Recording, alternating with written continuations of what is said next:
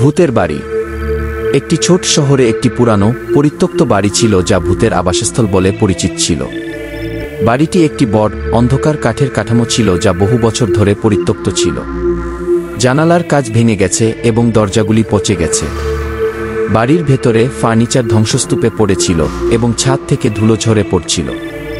একদিন একজন যুবক নামে জ্যাক বাড়িটি দেখতে আগ্রহী হয়ে পড়ল।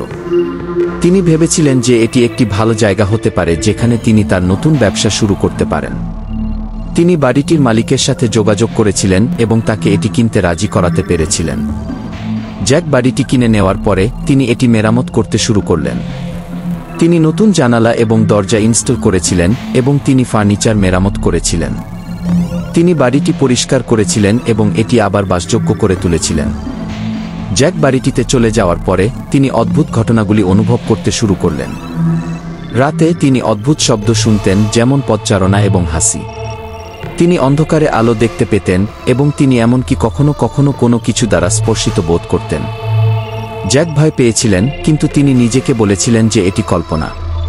তিনি ভেবেছিলেন যে তিনি শুধু ক্লান্ত এবং কল্পনাপ্রবণ।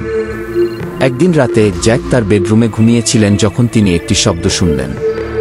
এটি একটি মহিলার কান্নার শব্দ ছিল। শব্দটি এত জোরে ছিল যে জ্যাক তার চোখ খুলে বসে গেলেন। তিনি ঘরের চারপাশে তাকিয়ে দেখলেন, কিন্তু তিনি কিছুই দেখতে পেলেন না। তিনি আবার কান দিয়ে শুনলেন এবং তিনি আবার মহিলার কান্নার শব্দ শুনলেন। জ্যাক ভয় পেয়ে উঠলেন এবং তার বেড থেকে নেমে এলেন। তিনি ঘর থেকে বেরিয়ে এলেন এবং বাড়ির চারপাশে ঘুরে বেড়ালেন, কিন্তু তিনি কিছুই দেখতে পেলেন না। তিনি বাড়ির ভেতরে ফিরে গেলেন এবং তার বেডরুমে ফিরে গেলেন। তিনি বিছানায় গিয়ে বসলেন এবং তার চোখ বন্ধ করে দিলেন। তিনি আবার মহিলার কান্নার শব্দ শুনলেন। এবার শব্দটি আরও জোরে ছিল এবং এটি আরও কাছ থেকে আসছিল বলে মনে হচ্ছিল। জ্যাক ভয় পেয়ে উঠলেন এবং তার চোখ খুলে দিলেন। তিনি দেখলেন যে তার বেডরুমের দরজা খোলা আছে এবং সেখানে দাঁড়িয়ে আছে একজন মহিলা। মহিলাটির লম্বা সোনালি চুল ছিল এবং তার চোখ কালো ছিল। তিনি একটি সাদা গাউন পরেছিলেন যা রক্তে দাগানো ছিল। মহিলাটি জ্যাকের দিকে তাকিয়েছিল এবং তার চোখে ক্রোধ ছিল। তিনি ধীরে ধীরে জ্যাকের দিকে এগিয়ে যেতে শুরু করলেন। জ্যাক ভয় পেয়ে উঠলেন এবং বিছানায় পিছিয়ে গেলেন। তিনি চিৎকার করতে শুরু করলেন, কিন্তু মহিলাটি তাকে শুনলেন না।